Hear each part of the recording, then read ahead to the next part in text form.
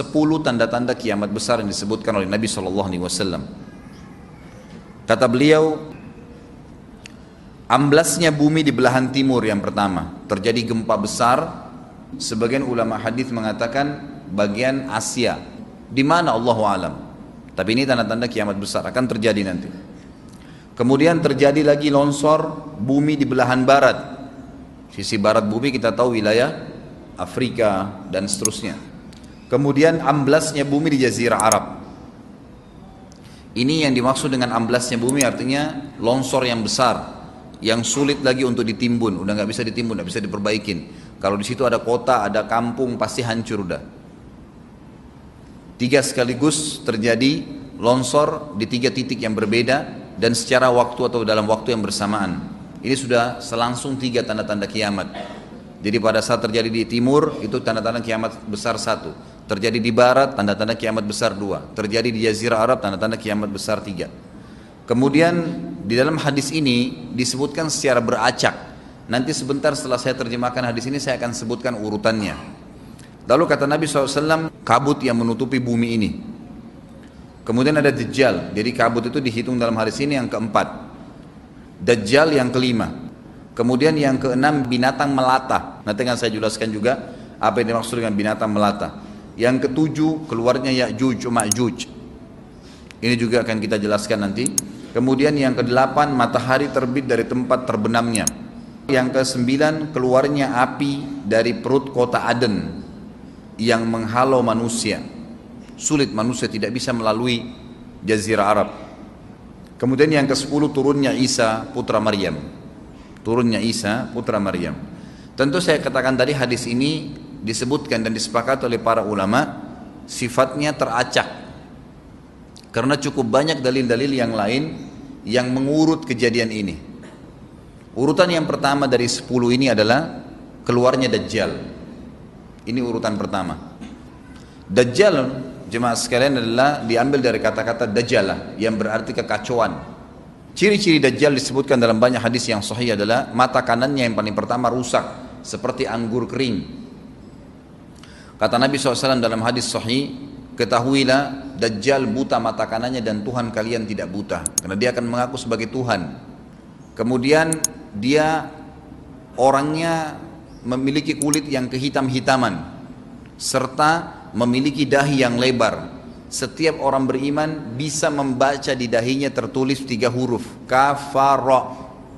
Semua orang yang ngerti tulisan Arab, tidak ngerti tulisan Arab akan bisa tahu dan baca itu kafara, kufur. Rambutnya keriting dan orangnya tinggi besar. Kata Nabi SAW, kalau kalian dengar Dajjal keluar di satu lokasi, maka menghindarlah. Walaupun kalian harus lari ke gunung, dia akan keluar membuat kerusakan selama 40 hari. Kata Nabi SAW, 40 hari itu sehari seperti setahun, sehari lagi yang kedua seperti sebulan, hari yang ketiga seperti sepekan, dan sisa harinya seperti hari kalian. Dia akan keliling muka bumi semuanya, dan kata Nabi SAW, seluruh bumi ini akan dimasuki oleh Dajjal. Tidak tertinggal satu lorong, gang, jangankan kota atau desa, kecuali Dajjal akan masuk ke dalamnya, kecuali Madinah dan Mekah. Tidak bisa dimasuki oleh Dajjal. Kata Nabi SAW dalam hadis sahih, karena di setiap pintu gerbang Mekah dan Madinah malaikat menghenuskan pedangnya dan menghalau Dajjal sehingga Dajjal tidak bisa masuk. Pada saat dia tiba di Palestina, waktu yang bersamaan di kota Madinah berkecamuk. Kaum muslimin sepakat semua keluar untuk mengejar Dajjal dan membunuhnya. Keluar dari kota Madinah satu orang yang namanya seperti namanya Nabi Muhammad SAW, Muhammad bin Abdullah, dan dia dari turunan Nabi SAW juga.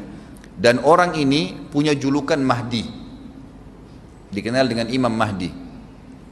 Inilah tanda-tanda kiamat yang kedua. Pada saat dia tiba di Mekah, dibaiatlah oleh banyak kaum muslimin, tidak disebutkan jumlah pasukannya, maka terbentuklah pasukan jihad yang mengejar Dajjal menuju ke Palestina. Lalu keluar tanda-tanda kiamat 3, langsung berentetan semua. Tanda-tanda kiamat besar yang ketiga adalah pada saat pasukan Imam Mahdi dengan pasukan jihad itu tiba di Darul Baydha namanya. Hadis menyebutkan di menara itulah, di masjid itulah Imam Mahdi mampir sholat asar bersama pasukannya. Dikatakan Isa alaihissalam akan turun sambil memegang kedua sayapnya malaikat, dan dari rambutnya yang basah meneteskan air. Maka dia pun turun, lalu kemudian dia masuk, dan orang-orang pada saat itu mengenalnya kalau dia adalah Isa, dan mereka sudah tahu ini masanya keluarnya Dajjal, ini Mahdi sudah ada, mereka tahu akan turun Isa, sudah ada informasi seperti saya sampaikan ke Bapak Ibu sekarang. Itu muslimin di zaman itu sudah tahu semua. Sholatlah mereka, kemudian mereka menuju ke Palestina. Ringkas cerita adalah Nabi Isa alaihissalam akhirnya tiba dengan pasukan mujahidin di depan pintu gerbang Babulut. Dajjal mengatakan, bukakan pintu gerbang, mereka tidak akan mampu melawan kita karena pasukannya mereka banyak memang. Maka Dajjal dengan sombongnya menunggu di depan pintu gerbang. Pada saat dibuka, Dajjal kaget melihat ada Isa alaihissalam. Dan pada saat itu kata Nabi SAW, Dajjal faham kalau sudah tiba ajalnya. Begitu melihat Isa alaihissalam, dia lari dan badannya sambil meleleh di depan para pengikutnya. Pada saat Dajjal mati, pengikutnya pada ketakutan semua. Mereka anggap Dajjal Tuhan, mereka anggap Dajjal orang yang perkasa lah, orang yang kebal lah, beragam macam kelebihan. Mereka kaget pada saat mati, maka bertebaranlah mereka dan akhirnya mereka sembunyi di bawah pohon dan di atas batu. Kemudian batu dan pohon akan memberikan penjelasan, hai muslim ini Yahudi, bunuhlah. Maka dibunuhlah pada saat itu mereka. Lalu Nabi Isa alaihissalam memimpin di muka bumi, dan kata Nabi SAW, pada saat itu Islam, agama Islam yang dibawa oleh Nabi SAW akan masuk ke semua rumah di muka bumi, gak tersisa. Satu dunia ini semuanya Islam. Hadis sahih. Maka Nabi Isa alaihissalam memimpin pada saat itu, disebutkan dalam hadis 40 tahun dengan ketenangan menerapkan hukum Islam. Semuanya beriman kepada Allah subhanahu wa ta'ala dan menjadi muslim. Setelah itu keluar tanda-tanda hari kiamat besar yang keempat, yaitu keluarnya Ya'juj dan Ma'juj. Nabi SAW sebutkan ciri-ciri mereka. Mata mereka sobekannya kecil sehingga mata mereka kelihatan seperti sipit, tapi bola matanya besar. Mereka memiliki rambut yang keriting, dan mereka memiliki poster yang umumnya seperti poster manusia. Ada hadis yang berbunyi mereka akan mendatangi sebuah sungai, kalau tidak salah namanya sungai Tibria, airnya banyak mengalir. Kata Nabi SAW, mereka semua minum air sungai itu, dan yang terakhir dari mereka datang sudah nggak dapat air. Artinya air sungainya habis diminum. Bayangin berapa banyak jumlahnya itu. Pada saat itu Nabi SAW mengatakan, Allah berfirman kepada Isa, berkata, wahai Isa, aku akan mengeluarkan hamba-hambaku yang tidak ada seorang pun dari kalian bisa mengalahkannya, termasuk Isa alaihissalam, nggak bisa mengalahkan. Maka selamatkanlah dirimu bersama dengan pengikut-pengikutmu ke Gunung Tur namanya. Jadi memang Ya'juj ini ciri khasnya, kata Nabi SAW, mereka memakan apa saja. Jadi bukan seperti manusia normalnya. Mereka membunuh semua yang bukan seperti mereka. Sampai-sampai kata Nabi SAW, tidak ada yang bisa mengalahkan mereka, dan jumlah mereka sangat banyak. Salah seorang di antara mereka tahu dia akan mati kalau sudah punya 1000 anak. Kata Nabi SAW dalam hadis Bukhari, kecelakaanlah bagi orang-orang yang ada di Jazirah Arab. Kemungkinan besar makna ini adalah tempat mereka dekat dengan Jazirah Arab. Kata Nabi SAW, kecelakaan bagi orang-orang yang Jazirah Arab karena telah terbuka dari lubangnya Ya'juj Ma'juj sebesar ini. Udah kasih isyarat dengan jari ibu jari sama jari tengahnya. Artinya mereka sudah bisa melihat keluar. Pada saat mereka keluar, maka mereka akan mulai membuat kerusakan. Kata Nabi SAW di dalam hadis sahih riwayat Imam Bukhari, bahwasanya Ya'juj Ma'juj akan membunuh siapapun yang mereka temui. Bahkan pada saat mereka sudah merasa menguasai bumi, mereka melepaskan anak-anak panah mereka ke langit. Lalu Allah menurunkan anak-anak panah mereka sebagai fitnah dipenuhi dengan darah. Maka mereka berkata, kami telah membunuh semua yang ada di bumi dan semua yang ada di langit. Kata Nabi SAW, Allah lalu mengizinkan Isa untuk berdoa kepada Allah agar memusnahkan mereka. Maka Isa alaihissalam pun akhirnya berdoa, meminta kepada Allah subhanahu wa ta'ala agar mereka semua dimusnahkan. Maka pada saat itu pun Allah subhanahu wa ta'ala menurunkan kepada mereka hama. Sebagian hadis menyebutkan serangga kecil seperti cacing, banyak sekali yang menimpa tubuh-tubuh mereka. Setiap orang satu. Dan itu membuat mereka mati.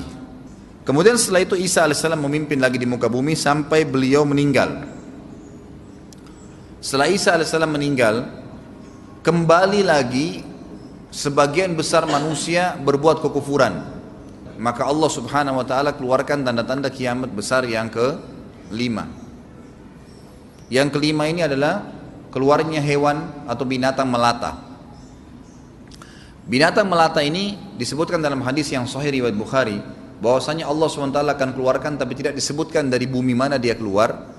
Dia akan keluar hewan melata yang bisa berbicara seperti manusia dan badannya dipenuhi dengan bulu. Allahu a'lam bagaimana. Kemudian dia datangi orang-orang yang kufur tersebut dan menasihatin dan mengingatkan mereka. Yang tidak mau beriman, dalam hadis dikatakan dicap oleh hewan tersebut. Allahu a'lam dicap seperti apa, sehingga ketahuan mana yang kafir, mana yang beriman.